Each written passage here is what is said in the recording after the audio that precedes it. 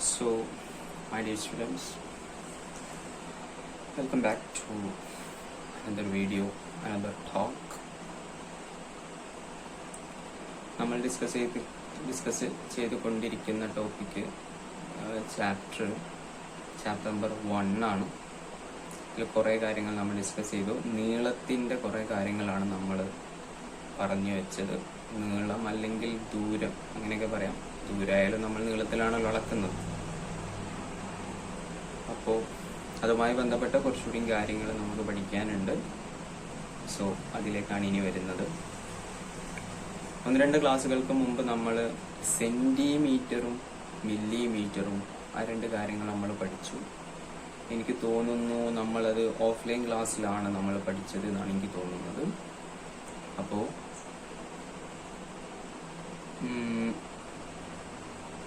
അതിന്ന് കുറച്ചുകൂടി ചെറിയ യൂണിറ്റുകൾ ആണ് നമ്മൾ ഇന്ന് ഈ ഒരു വീഡിയോയിലൂടെ ചെയ്യാൻ ഉദ്ദേശിക്കുന്നത്. സെന്റിമീറ്റർ, മില്ലിമീറ്റർ തുടങ്ങിയ യൂണിറ്റുകൾ നമുക്ക് കാണാൻ പറ്റുന്ന വളരെ ചെറിയ വസ്തുക്കളുടെ നീളവും മറ്റും അളക്കാനാണ് സെന്റിമീറ്ററും മില്ലിമീറ്ററും ഒക്കെ നമ്മൾ ഉപയോഗിക്കുന്നത്. എന്നാൽ നമ്മുടെ നഗ്ന നേത്രങ്ങൾ കൊണ്ട്, നമ്മുടെ കണ്ണുകൊണ്ട്, ഈ ഒരു കണ്ണുകൊണ്ട് മാത്രം, മൈക്രോസ്കോപ്പോ ലെൻസോ അങ്ങനെ ഒന്നുമില്ല, ഈ ഒരു കണ്ണുകൊണ്ട് മാത്രം, ദൈവം തമ്പുരാൻ തന്ന ഈ ഒരു കണ്ണുകൊണ്ട് മാത്രം നമ്മുടെ കണ്ണിന് കാണാൻ കഴിയാത്ത പല വസ്തുക്കളും നമ്മുടെ ഈ ഒരു ഭൂമിലോകത്തുമുണ്ട്. ആറ്റം, തന്മാത്ര, മോളിക്യൂൾ, ചെറിയ ചെറിയ സൂക്ഷ്മ കണികകൾ,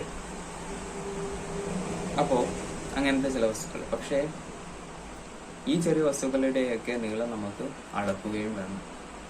സോ അങ്ങനത്തെ ഒരു സിറ്റുവേഷനിൽ, അങ്ങനത്തെ ഒരു സാഹചര്യത്തിലാണ് നമ്മൾ സെന്റിമീറ്ററിനേക്കാളും മില്ലിമീറ്ററിനേക്കാളും ചെറിയ നീളത്തിൻ്റെ കുറച്ച് യൂണിറ്റുകൾ നമ്മൾ കൊണ്ടുവന്നിട്ടുള്ളത്. മെയിനായിട്ട് നമുക്ക് ഇനി 2 യൂണിറ്റും കൂടി പഠിക്കാനുള്ളൂ.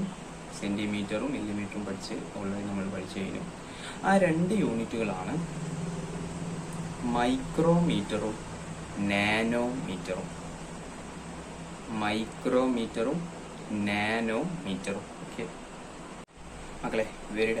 അപ്പോൾ ഇനി എന്താണ് മൈക്രോമീറ്റർ, എന്താണ് നാനോമീറ്റർ എന്ന് നമുക്ക് നോക്കാം.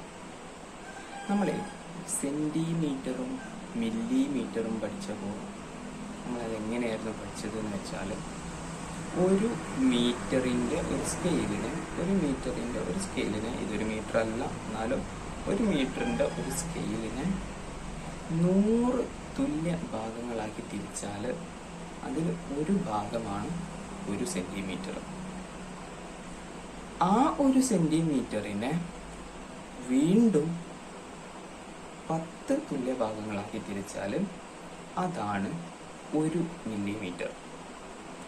അതായത് മില്ലിമീറ്ററിനെ വേറൊരു സെൻസിൽ പറയുകയാണെങ്കിൽ, 1 മീറ്റർ സ്കെയിലിനെ 1000 തുല്യ ഭാഗങ്ങളാക്കി മാറ്റിയാൽ അതാണ് 1 മില്ലിമീറ്റർ. നമ്മളത് കഴിഞ്ഞ ക്ലാസ്സിൽ പറഞ്ഞതാണ്. അതൊന്ന് ഓർമ്മ കേട്ടോ. അപ്പോൾ 1 മീറ്റർ സ്കെയിലിനെ 1000 തുല്യ ഭാഗങ്ങളാക്കി മാറ്റിയാൽ അതിൽ ഒരു ഭാഗമാണ് മില്ലിമീറ്റർ. സംശയമില്ലല്ലോ. എങ്കിൽ 1 മീറ്റർ സ്കെയിലിനെ 1 മില്യൺ തുല്യ ഭാഗങ്ങളാക്കി മാറ്റിയാൽ, 1 ദശലക്ഷം തുല്യ ഭാഗങ്ങളാക്കി മാറ്റിയാൽ, 1 മീറ്റർ സ്കെയിലിനെ 10 ലക്ഷം തുല്യ ഭാഗങ്ങളാക്കി മാറ്റിയാൽ അതിൽ ഒരു ഭാഗത്തിൻ്റെ നീളമാണ്, ലെങ്താണ് 1 മൈക്രോമീറ്റർ. എങ്ങനെ? 1 മീറ്റർ സ്കെയിലിനെ 10 ലക്ഷം തുല്യ ഭാഗങ്ങളാക്കി മാറ്റിയാൽ അതാണ്, ഇതിലെ ഒരു ഭാഗത്തെയാണ് നമ്മൾ 1 മൈക്രോമീറ്റർ എന്ന് വിളിക്കുന്നത്. ഓക്കെ അല്ലേ? അപ്പോൾ നമുക്കതിനെ, നിങ്ങൾ സെന്റിമീറ്റർ എഴുതുമ്പോൾ, നമ്മൾ സെന്റിമീറ്ററിന്റെ കാര്യം ഡിസ്കസ് ചെയ്തപ്പോൾ സെന്റിമീറ്ററിന്റെ നോട്ട് എഴുതിയപ്പോൾ 1 centimetre is equal to 1 metre ഹരിക്കണം ഡിവൈഡഡ് ബൈ 10² 10⁻2 എന്ന് എഴുതിയില്ലേനു. ഒരു മില്ലിമീറ്ററിനെ പറഞ്ഞപ്പം 1 മില്ലിമീറ്റർ = 1 മീറ്റർ ഡിവൈഡഡ് ബൈ ഹരിക്കണം 10⁻3 10⁻3 എന്ന് എഴുതിയില്ലേനു. അതേപോലെ മൈക്രോമീറ്ററിനെ എഴുതുകയാണെങ്കിൽ 1 മൈക്രോമീറ്റർ = 1 മീറ്റർ ഡിവൈഡഡ് ബൈ 10⁻6 10�6. അതാണ് ഒരു മൈക്രോമീറ്റർ. വേറൊരു കാര്യം അവിടെ ശ്രദ്ധിക്കാനുള്ളത് എന്താണെന്ന് വെച്ചാൽ, സെന്റിമീറ്ററിന്റെ സിമ്പല് CM ആണ്, സ്മോൾ ലെറ്റർ CM. മില്ലിമീറ്ററിന്റെ സിമ്പല് MM ആണ്, സ്മോൾ ലെറ്റർ MM. അതുപോലെ മൈക്രോമീറ്ററിനും ഒരു സിമ്പൽ ഉണ്ട്. ആ സിമ്പലാണ് μm. പൂച്ചന്റെ മ്യാവു അല്ല കേട്ടോ, അതിന് പൂച്ചന്റെ മ്യാവു അല്ല, μm. അത് എഴുതുന്നത് എങ്ങനെയാണെന്ന് വെച്ചാൽ ഇതാ ഇങ്ങനെയാണ് അത് എഴുതുക, ഇങ്ങനെയാണ് അത് എഴുതുക. നോക്കാം, ആ μm എന്ന് എഴുതിയപ്പം ഈ രണ്ടാമത് എഴുതിയ ആള് അത് സ്മോൾ ലെറ്റർ M ആണ്. ഒന്നാമത് എഴുതിയ ആള് ക്യാപിറ്റൽ ലെറ്റർ M അല്ല. ഞാൻ ക്യാപിറ്റൽ ലെറ്റർ M എഴുതി, ഒരു ക്യാപിറ്റൽ ലെറ്റർ M എഴുതിയിട്ട് അതിൻ്റെ ഒരു വര അടിക്ക് വരക്കാൻ മാറിപ്പോയതാണ് എന്ന് നിങ്ങൾക്ക് വിചാരിച്ച് നിൽക്കരുത്. ഞാൻ മനഃപൂർവ്വം വരച്ചതാണ് ഇങ്ങനെ. മ്യൂ എന്നാണ് ഇതിനെ വിളിക്കുക. അതായത് ഒരു ക്യാപിറ്റൽ ലെറ്റർ M എഴുതുക, എന്നിട്ട് അതിൻ്റെ ഒരു കാല് ഒന്ന് നീട്ടി വരയ്ക്കുക. ഏറ്റവും സിമ്പിളായിട്ട് നമുക്ക് മ്യൂവിന് അങ്ങനെയാണ് എഴുതാൻ പറ്റുക. ഇതാണ് മൈക്രോമീറ്ററിൻ്റെ സിമ്പല് μm. ഓക്കെ, MM അല്ല, μm. അത് ക്യാപിറ്റൽ ലെറ്റർ M അല്ല, അത് ഓർക്കണം. അതുകൊണ്ടാണ് ഞാനിങ്ങനെ എഴുതി നിങ്ങൾക്ക് കാട്ടി തന്നത്. ഓക്കെ, അപ്പം ഇത്രയാണ് നമുക്ക് മൈക്രോമീറ്ററിനെ പറ്റി പറയാനുള്ളത്. ഇനി നാനോമീറ്റർ. നാനോമീറ്റർ എന്ന് പറയുമ്പോൾ ഒരു മീറ്റർ സ്കെയിലിനെ 100 കോടി, 1 ബില്യൺ, 100 കോടി തുല്യ ഭാഗങ്ങളാക്കി മാറ്റിയാൽ അതിലെ ഒരു ഭാഗത്തെയാണ് നമ്മൾ ഒരു നാനോമീറ്റർ എന്ന് വിളിക്കുന്നത്. അതായത് 1 നാനോമീറ്റർ = 1 മീറ്റർ ഡിവൈഡഡ് ബൈ ഹരിക്കണം 10�9 10⁹9.